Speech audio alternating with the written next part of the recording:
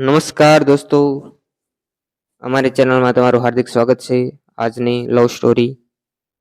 હું શહેરમાં રહેતી એક યુવતી હતી. મારા જીવનમાં બધું જ શહેરની ભાગદોડ અને આધુનિક વાતાવરણ વચ્ચે પસાર થતું હતું. એક વખત ઉનાળાની રજાઓ દરમિયાન હું મારા સગાને મળવા માટે જૂનાગઢના એક સુંદર ગામમાં આવી હતી.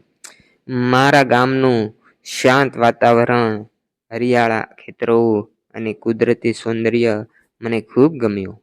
એક સાંજે હું ગામની બહાર ફરવા નીકળી હતી, ત્યારે મને નજર એક ખેતરમાં કામ કરતા યુવાન પર પડી હતી. તેનું નામ હતું ગૌતમ. તે ખેડૂતનો દીકરો હતો અને પોતાના પિતાની સાથે ખેતરમાં મહેનત કરતો હતો. તડકામાં દિવસભર કામ કરવા છતાં તેના ચહેરા પર આત્મવિશ્વાસ અને સરળતા દેખાતી હતી. તેની મહેનત અને સાદગી મને ખૂબ જ ગમી. એ દિવસ પછી હું ઘણીવાર ખેતર તરફ જતી અને દૂરથી તેને કામ કરતા જોતી હતી. ધીમે ધીમે અમારી ઓળખાણ થઈ અને પછી વાતચીત શરૂ થઈ. ગૌતમ ખૂબ જ નિખાલસ અને સંસ્કારી હતો. તે મને ગામના જીવન વિશે રસપ્રદ વાતો કરતો, ખેતરની મહેનતથી સમજાવતો અને પોતાના સપનાઓ વિશે જણાવતો. હું શહેરની યુવતી હતી, છતાં તેની વાતોમાં એવી સચ્ચાઈ હતી કે હું કલાકો સુધી તેને સાંભળતી રહેતી. સમય જતાં અમારી મિત્રતા વધુ ગાઢ બનતી ગઈ. દરરોજ સાંજે અમે ગામની બહાર આવેલા તળાવ પાસે મળવા જતા.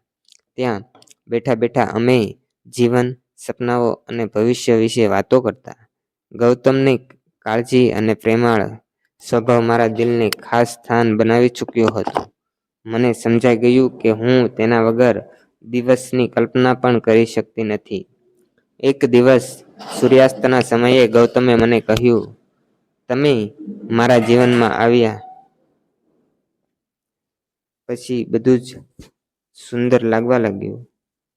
તેના શબ્દોમાં રહેલી લાગણી મારા દિલ સુધી પહોંચી ગઈ. મેં પણ સ્વીકાર્યું કે તેની સાદગી, મહેનત અને સચ્ચાઈ મને તેના પ્રેમમાં પાડી દીધી છે. અમારા સંબંધમાં વિશ્વાસ અને સન્માન સૌથી મહત્વપૂર્ણ હતા. અમે એકબીજાને સમજતા, પ્રોત્સાહન આપતા અને દરેક પરિસ્થિતિમાં સાથ આપવાનું વચન આપ્યું હતું. થોડા સમય પછી બંને પરિવારોએ પણ અમારા સંબંધ વિશે જાણ થઈ.